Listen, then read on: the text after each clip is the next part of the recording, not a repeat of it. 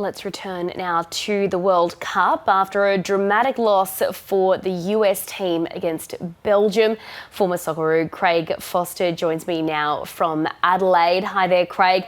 Look, Hi. any loss is tough, but this one must be particularly brutal for the US given the red card controversy we saw over the weekend and being the last host nation standing. I think that's right. Because Trump had intervened and so on, there was huge pressure on this team. I don't think too many Australians will be crying tears about the fact that they've gone out and that Belgium were far, far the better team. In fact, it looked as though they froze a little bit, USA.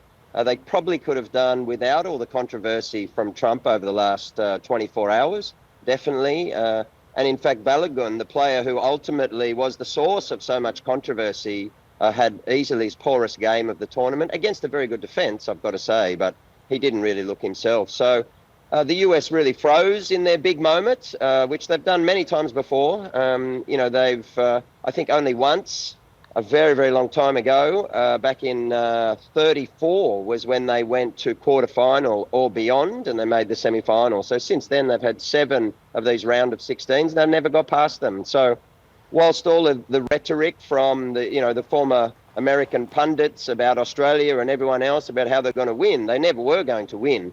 Unfortunately, most of the world, including me, I have to say today, even though I like this US team, we were all cheering for Belgium because of, what we've seen in the last 24 hours, the very improper overturning or suspension or delay of the red card, if you like. And in the end, actually, Belgium saved this World Cup because had US have actually won that game, there would have been serious questions asked about every game hence, and the rest of the tournament would have been deeply tainted. So there's no question to almost everyone around the world who often likes to see, the US go down in these games where they're so overconfident. But in the end, football has been the winner today. There's no question about that. Yeah, what sort of an impact do you think this whole red card controversy, Donald Trump intervening situation is going to have on this World Cup as a whole? Is this going to be the thing that people sort of remember once this tournament's over? Yes, no question about it. As I say, we're very lucky as football fans, as people who love the game, that actually US did not win, because then there would have been very serious concerns about the actual integrity of the remainder of the tournament. Because if US went on and even lost in the next round, which they likely would have done, then questions would have been around, whether Belgium would have won that game, given the fact that Balogun should never have played today. That rule was set in stone. Trump was able to pick up the phone to Infantino. He was able to politically interfere in the actual on-field integrity of the rules themselves, which is quite extraordinary, unprecedented in modern times. So it is the best outcome for the game today. There's no question about that. The better team won as well. Belgium have underperformed in big tournaments in recent years. They had one of the world's best squads. They were called the Golden Generation. And they've kind of come under the radar in this tournament very much. But the last 2 games, they've showed their quality. And the other thing about what Trump has done, not only did it clearly affect his players, they were nowhere near their capability.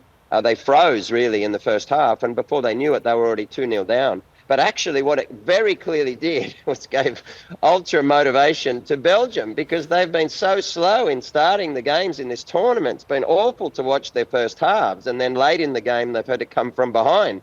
And Lukaku has come on and other high-class players. But what they did today is they came out, at a very high speed, and they were hugely motivated. We haven't seen a Belgian team this motivated for many, many years. It was clear. Rudy Garcia, the coach's comments, they were very struck. They were hurt by what Trump had done, which effectively is, sporting corruption. It was cheating, basically, political interference. So all of us were very upset about it, and they came out, Belgium, with most of the world cheering them on, and what a performance they put on. They got themselves in front, and USA were never, ever getting back in the game. And in the end, Lukaku, with his, has come on and once again scored, put it beyond doubt, well beyond the USA. and they've gone out, and now they're going to have to reconsider, I think, their attitude towards the game and to opponents like Australia. Because this kind of disrespectful attitude is not what you see from world champions. The France and others, Spain, they know that every team now is a real threat. Look at Cabo Verde. I mean, this is the ridiculous nature of this US campaign. They came in, they performed with a certain level of arrogance off the field anyway, and in the end, they've gone out, and the game, speaking honestly, is all the better for it.